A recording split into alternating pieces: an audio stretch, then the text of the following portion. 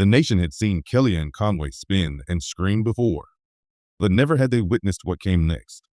It was prime time, the kind of broadcast where millions lean in with their arms crossed, bracing for another round of Conway's endless verbal gymnastics.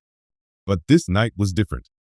From the very first moment, Kellyanne's voice cut through the air, sharp, jagged, her words colliding over each other as she tried to dominate not just the stage, but the silence itself.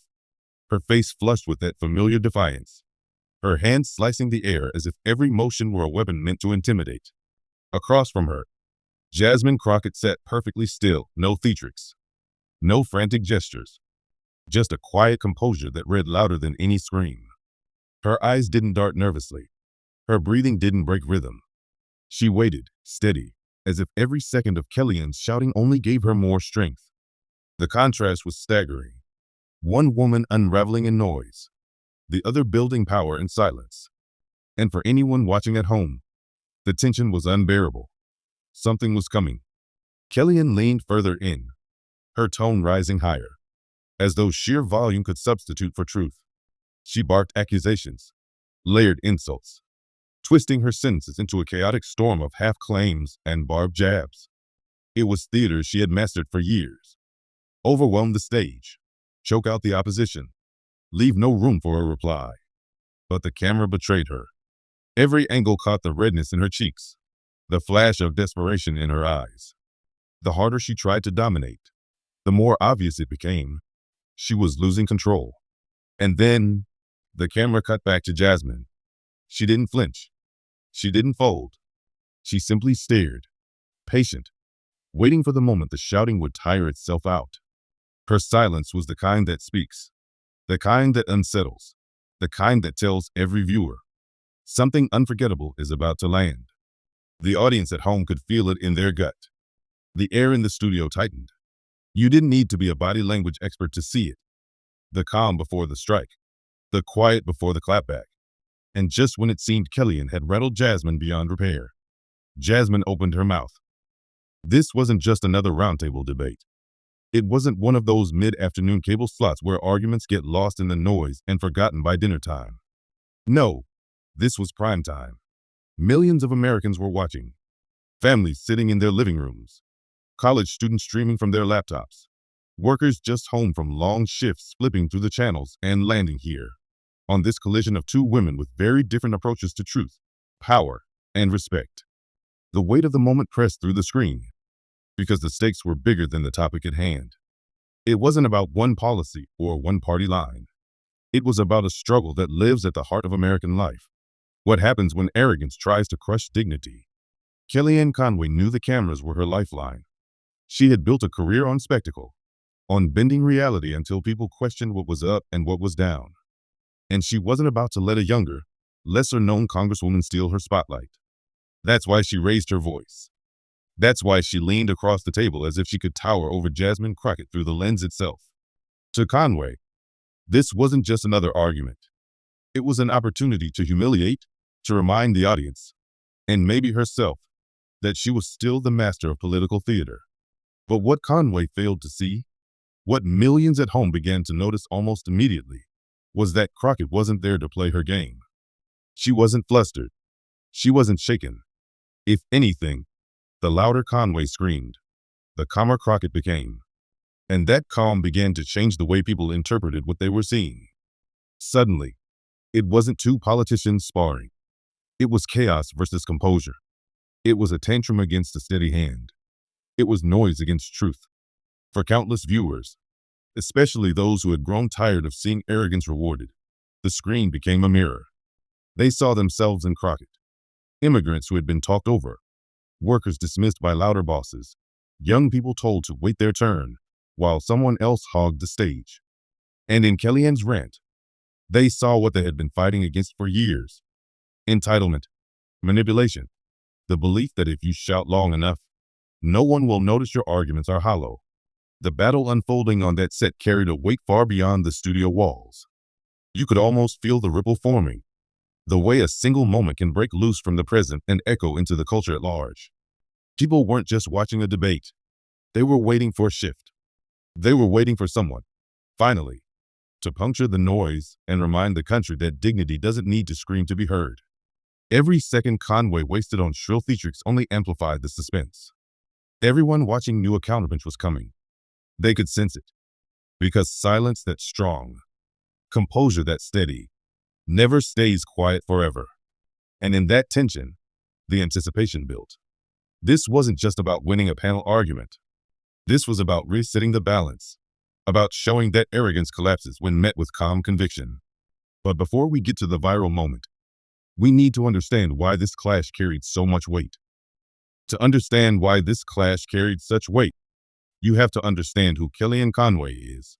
Not the polished strategist on paper, but the force of chaos that Americans came to know on their television screens. For years, Conway had perfected a style that was less about persuasion and more about domination. She never entered an interview to exchange ideas. She entered to overwhelm, to drown out, to twist reality until it bent toward her. Her weapon wasn't logic or evidence, but sheer audacity, delivered with a smirk that told viewers, "I dare you to challenge me." It was during the early days of the Trump administration that Conway's style seared itself into the public consciousness. She wasn't just a spokesperson. She was an architect of spin, crafting phrases so bold, so detached from reality, that they became cultural punchlines, alternative facts. With two simple words, she summed up the strategy she had long embodied. If the truth doesn't suit your needs, create a new one and repeat it until people feel dizzy. For some, it was entertaining. For many more, it was infuriating. Because when Kellyanne Conway spoke, viewers often felt something deeper than disagreement. They felt dismissed. She didn't just challenge opposing arguments. She trivialized them. She didn't just push back on facts. She ridiculed the very idea that facts mattered. If you were watching at home, hoping for clarity, you rarely got it. Instead, you got gaslit, spoken to like the truth you had seen with your own eyes wasn't real. It was a kind of political theater that thrived on insult. "You're too naive to see what I see. You're too weak to resist my spin. You're too slow to keep up with my verbal barrage." And she thrived on it. There was an almost performative smugness to her delivery. The sly grin when she knew she'd rattled a host. The quick pivot to a new line of attack when a question pressed too close. The endless interruptions. The rolling eyes. The scoffs. Conway treated debates like battlefields, where the only measure of victory was whether her opponent looked rattled by the end. For years, that strategy worked. Journalists grew frustrated, opponents lost their footing, and audiences learned to expect the circus act more than any substance. But with that dominance came resentment. Many Americans, especially women, people of color, and immigrants, saw in Conway's style the same arrogance they had encountered in workplaces, classrooms, and daily life. She was the embodiment of a voice that doesn't just disagree. It talks over you, belittles you, insists you don't belong in the conversation. The gaslighting wasn't just about politics. It was personal. It told millions of people, your experiences, your truths, your dignity don't matter here. That's what made her the perfect villain in this primetime clash. Because opposite her sat Jasmine Crockett, a woman who represented everything Conway seemed to dismiss. Crockett didn't rise to Congress by spinning alternative facts. She rose through grit, law, and unflinching composure. She came armed with her story, her service, and the weight of community she carried with her. And Kellyanne, perhaps sensing the danger of that authenticity, did what she always did. She tried to bury it beneath noise. But there was something different about this setup. Unlike seasoned journalists who had endured Conway's tactics for years, Crockett wasn't interested in playing defense. She wasn't going to match scream for scream. She wasn't going to chase every twisted argument down a rabbit hole. Her silence alone began to disarm Conway in a way viewers hadn't seen before. And so, as the cameras rolled, what played out was more than just another Kellyanne performance. It was a test. Could her trademark chaos still dominate when faced with someone who refused to be rattled? Could the old tricks still work against a new kind of opponent? The answer, as millions would soon see, was about to change everything. But Jasmine Crockett's path to this moment couldn't have been more different. If Kellyanne Conway had built her brand on chaos, Jasmine Crockett's journey was carved from something entirely different: discipline. struggle, and an unshakable sense of purpose. Her story didn't begin in green rooms or campaign war rooms, but in the quiet grind of classrooms and courthouse, where she had to fight twice as hard just to be heard. Long before the cameras ever turned in her direction, Crockett was already learning the art of resilience, the kind that doesn't shout but endures, the kind that doesn't crumble when tested, the kind that eventually earns its moment. Born in St. Louis, Jasmine wasn't handed the keys to power.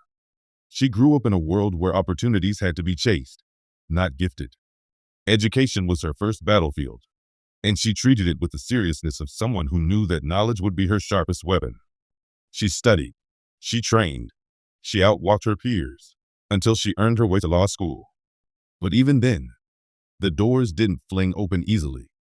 She walked into courtrooms where people underestimated her before she ever spoke, where her presence was questioned, where her authority was challenged not because of her arguments, but because of who she was, a young black woman demanding to be heard in rooms that weren't built for her. And yet, Crockett never let those doubts dictate her pace. She cut her teeth as a public defender, standing shoulder to shoulder with those society tried to forget. Her clients weren't wealthy, and they weren't powerful, but they were people whose voices were ignored, people who needed someone to fight for them. In those years, Crockett's style was forged. She didn't posture. She didn't grandstand. She listened. She worked. She showed up for people who didn't have anyone else. That's where her composure was born, not in media training, but in the messy, unglamorous fight for justice at the ground level. Her activism wasn't a side project. It was an extension of who she was. When protests erupted against injustice, Crockett was there, not as a figurehead, but as a participant who understood that dignity and truth weren't abstract ideas. They were survival tools. She carried that into her run for Congress, a campaign no one thought she could win.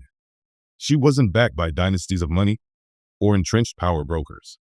What she had was credibility, a record of standing up for ordinary people, and a voice that spoke to those who had grown weary of politics as performance. Her election was no accident. It was the result of years of showing people that calm strength can be louder than the noisiest opposition. Crockett represented something many Americans craved: authenticity. She didn't arrive in Congress to climb ladders or bask in cameras. She arrived because the communities she came from needed her to carry their fight into halls that had ignored them for too long. And yet, the uphill battle didn't end when she was sworn in. As a freshman congresswoman, Crockett faced the same skepticism she had battled as a young attorney. Could she hold her ground against veterans who had spent years mastering the politics of spectacle? Could she avoid being drowned out in a system designed to favor the loudest voices over the most honest ones? Each time, she answered the question the same way, not with noise, but with presence. She learned that sometimes the most powerful thing you can do is refuse to flinch when others are trying to make you break. That's why she was the perfect foil to Kellyanne Conway. Where Conway's reputation was built on bending the truth, Crockett's was built on holding to it. Where Conway thrived on manipulation, Crockett thrived on clarity. Where Conway's power came from dominating a stage, Crockett's power came from serving the people who had no stage at all. For countless viewers, her story resonated long before she spoke a word on that primetime broadcast.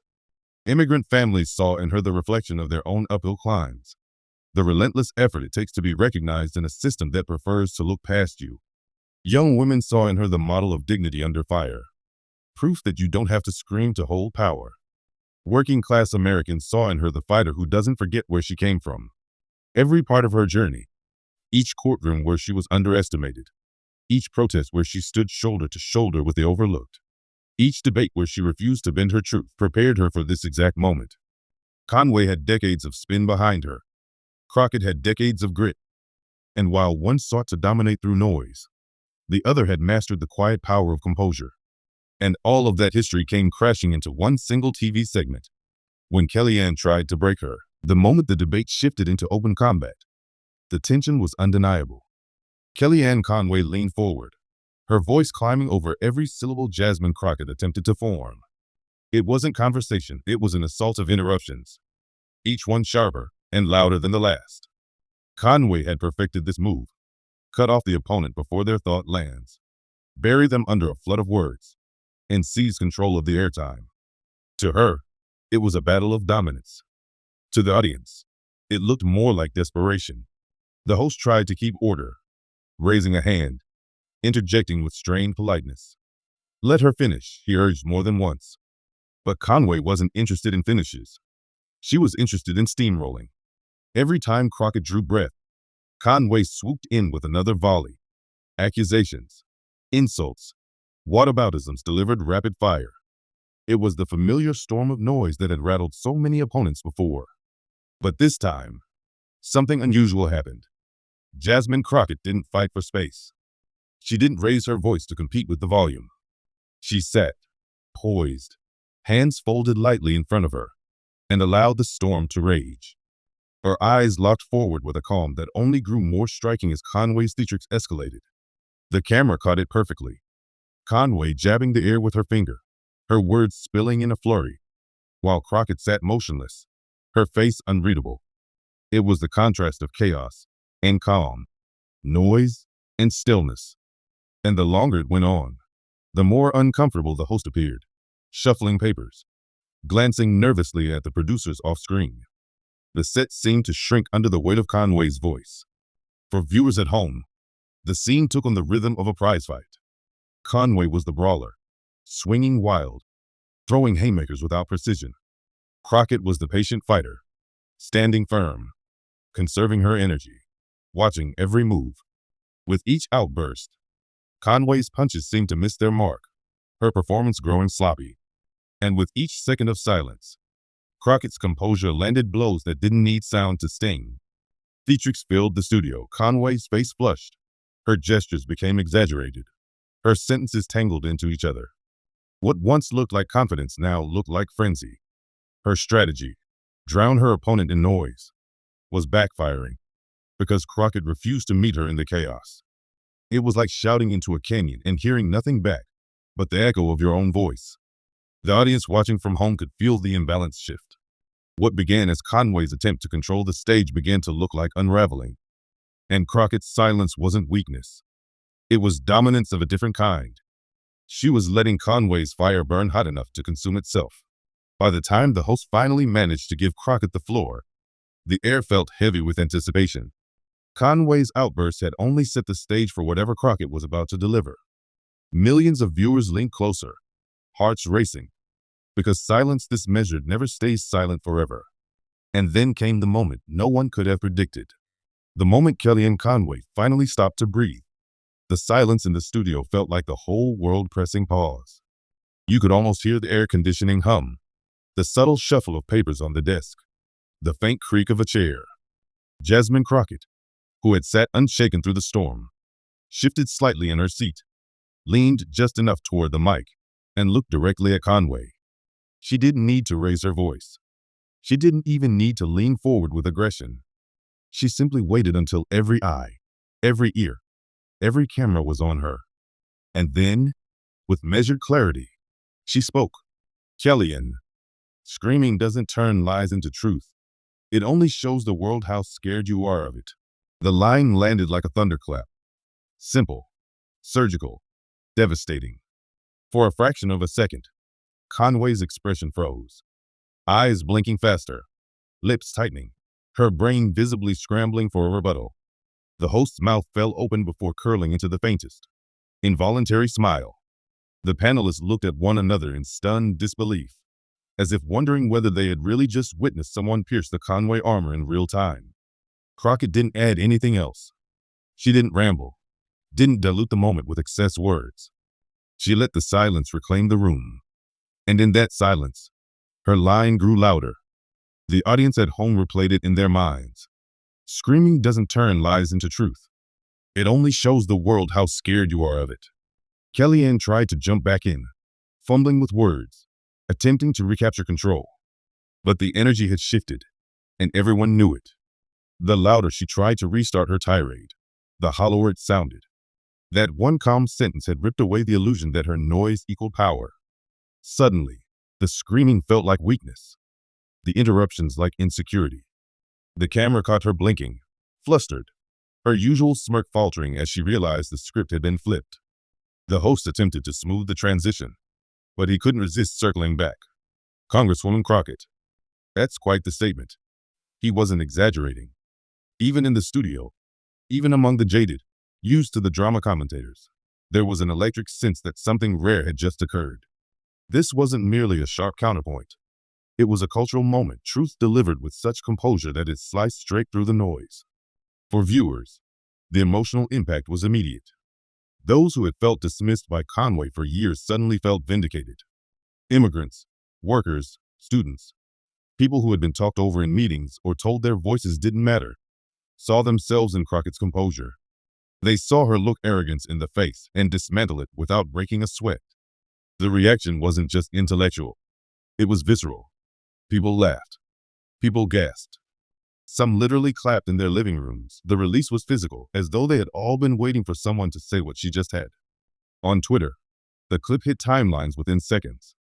Someone clipped just the line and posted, "Kellyanne, screaming doesn't turn lies into truth." It was retweeted thousands of times before the segment had even finished airing. Memes followed almost instantly, split-screen images of Conway mid-scream beside Crockett calm and composed. Captions reading "Chaos versus Dignity" and "This is how you handle a bully." TikTok edits layered Crockett's line over dramatic music, turning it into a cinematic mic drop moment. Meanwhile, in the studio, Conway's reaction told its own story. She tried to muster a smirk, tried to wave it off with more noise, but the damage was already done. The more she scrambled, the more obvious it became that she had been rattled. And Crockett? She didn't need to gloat. She didn't need to follow up. She simply sat back, her calm presence amplifying the weight of her words. Panelists who had been silent began to chime in, gently pivoting toward Crockett, affirming her point, giving her the floor as if Conway's energy no longer deserved oxygen. The balance of the room had shifted completely. Where minutes earlier it had been Conway's stage, now it was Crockett's. Replay after replay showed the same sequence. Conway unraveling, Crockett waiting, the one-line counterattack, and Conway blinking in silence. Networks clipped it for highlight reels. Commentators played it back in slow motion, dissecting the power of Crockett's delivery. Was it the steadiness of her tone? The restraint of her body language? The precision of the words? The answer, of course, was all of the above. What made it unforgettable wasn't just the wit of the line. It was the dignity behind it. Crockett didn't insult Conway personally. She didn't stoop to mocking her appearance or her mannerisms. She attacked the heart of Conway's tactic, the belief that volume can substitute for substance. And by doing so, she exposed the weakness behind the mask of arrogance. The emotional payoff rippled far beyond the debate. Viewers flooded social media with stories of times they had been talked over, shouted down, gaslit, and how they wished they had had Crockett's calm in that moment. "This is how you deal with a bully." One viral post read, "Stay calm. Tell the truth. Let them reveal their own fear." The resonance was profound because it wasn't just about politics anymore. It was about life. And that's why the moment became something more than a soundbite. It was catharsis. It was proof that arrogance doesn't always win, that dignity can hold the line even against chaos. Crockett hadn't just scored a debate point. She had given people language for their own struggles, validation for their own silences, inspiration for their own fights. In living rooms across America, people leaned back in their chairs with a sense of satisfaction they hadn't felt in years. For once, the bully hadn't walked away with the last word. For once, the calm voice had cut through. But if the live studio was stunned, what happened online was nothing short of an explosion. The moment Jasmine Crockett delivered her calm but devastating line, the internet ignited like a wildfire. Within seconds, Twitter was ablaze. Clips of the exchange flew across timelines faster than producers at the network could even package their official highlights. The words were sharp enough on their own, but paired with Conway's red-faced unraveling and Crockett's serene composure, it became meme fuel of the highest order. Hashtags shot to the top of the trending list. #ComChaos captured the essence of the showdown, while #CrockettClapback became the shorthand for a moment destined for political history reels. One user posted a simple side-by-side photo. Conway mid-yell, eyes wide, mouth stretched in fury, contrasted with Crockett's stillness, captioned, "Volume Victory." It racked up 100,000 likes before sunrise. On TikTok, Creators wasted no time turning the moment into cinematic edits. One viral video layered Crockett's line over dramatic orchestral music, cutting between Conway's flailing and Crockett's stillness in slow motion. Another remix played Conway's shouting at double speed, only to freeze on Crockett's piercing words, zooming in as if truth itself had landed. Teens, activists, even apolitical comedy accounts joined the wave, each finding in the clash a metaphor bigger than politics. Instagram flooded with screenshots, inspirational graphics stamped with Crockett's words, styled like motivational quotes. Screaming doesn't turn lies into truth became not just a debate line, it became a mantra. People reposted it as advice for handling bullies at work, arguments in classrooms, even personal relationships. In less than 24 hours, Crockett's calm rebuttal had leapt from the world of political theater into the bloodstream of popular culture. News networks couldn't ignore it either. The morning after, commentators replayed the clip with almost gleeful analysis. This, one anchor declared, pointing at Crockett's still frame, is the moment Kellyanne Conway finally met her match. Panels debated why the line resonated so deeply, why it spread so quickly. Some called it a generational shift, proof that a new style of leadership, rooted in dignity, not spectacle, was emerging. Others noted the irony that Conway's very tactic of drowning out opponents had, in this case, set up her most humiliating defeat. The ripples stretched even further when celebrities and influencers joined in. An A-list actress tweeted Crockett's line with the caption, "Mood for the rest of 2025. A Grammy-winning singer reposted the clip on Instagram stories, adding, "This is how you handle a bully." Even athletes got in on it, quoting Crockett's words in post-game interviews when asked about staying calm under pressure. It was no longer just political commentary. It had become cultural shorthand for composure beating chaos. What made the reaction so powerful was how personal it felt. Across the country, people who had never cared for the intricacies of congressional politics found themselves glued to the clip because they recognized the dynamic. Everyone, at some point, had faced a version of Conway, louder, more arrogant, trying to drown you out. And everyone, at some point, had wished for Crockett's patience and precision in reply. Watching her dismantle that arrogance gave the nation a sense of vindication. It wasn't just that she won, it was that dignity itself won. And millions felt like they had won alongside her. For progressives, it was validation. For moderates, it was refreshing. Even for some conservatives, the performance was hard to deny. There was a collective acknowledgement that something extraordinary had occurred on that stage. And for Crockett herself, though she didn't rush to bask in the spotlight, the surge of support was undeniable. Overnight, she became a household name, not just as a politician, but as a symbol of what it means to keep steady in the face of arrogance. The memes, the hashtags, the commentary, these were the shockwaves of the viral moment. But beneath the laughter, the applause, the cultural remixes, there was something deeper beginning to take shape. The clash had struck a chord because it wasn't only about two women on a TV panel.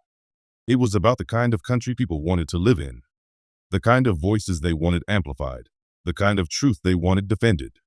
But beyond the memes, the moment carried a deeper truth. In the days that followed, the glare of cameras and the chatter of social media began to fade. But the lesson of that primetime clash endured. Jasmine Crockett didn't frame her response as a political victory.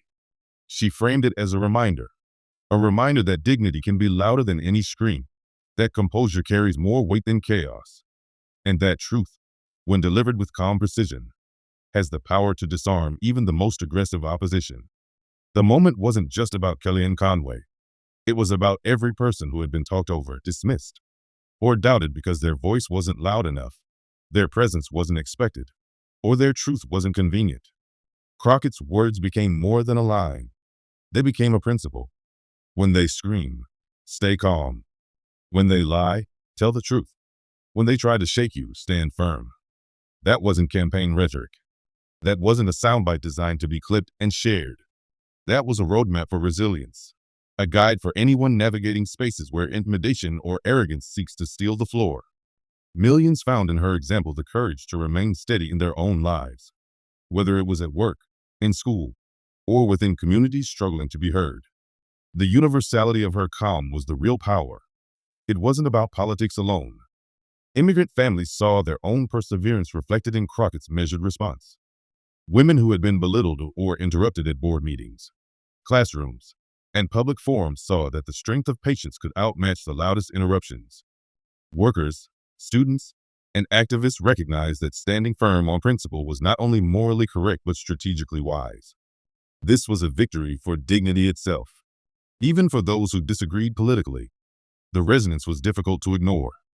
The exchange transcended party lines because it illustrated something deeply human: the triumph of restraint, preparation, and authenticity over spectacle, theatrics, and bluster.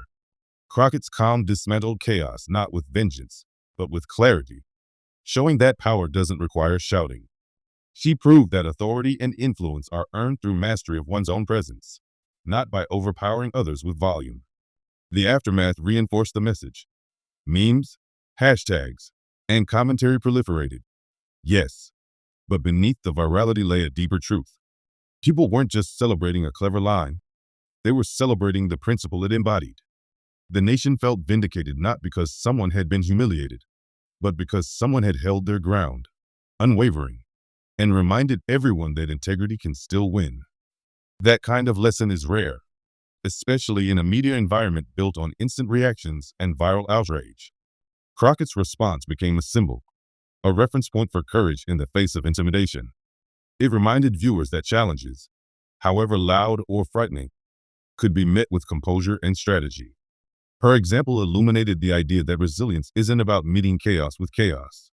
It's about observing, measuring, and acting at the precise moment when truth has the greatest impact. And for the millions who watched and shared, who felt seen and heard in the resonance of her words, the exchange became more than a fleeting moment. It became an emblem of what public discourse could look like when virtue, patience, and courage are allowed to take center stage. The applause, the memes, the viral clips, they were the echoes of something far deeper, a reaffirmation that standing firm in the face of arrogance is not only possible, it is transformative. And that's why this viral reply wasn't just a soundbite. It became a standard. Kellyanne Conway screamed. She raised her voice. She flailed. She tried to dominate the screen with noise and theatrics.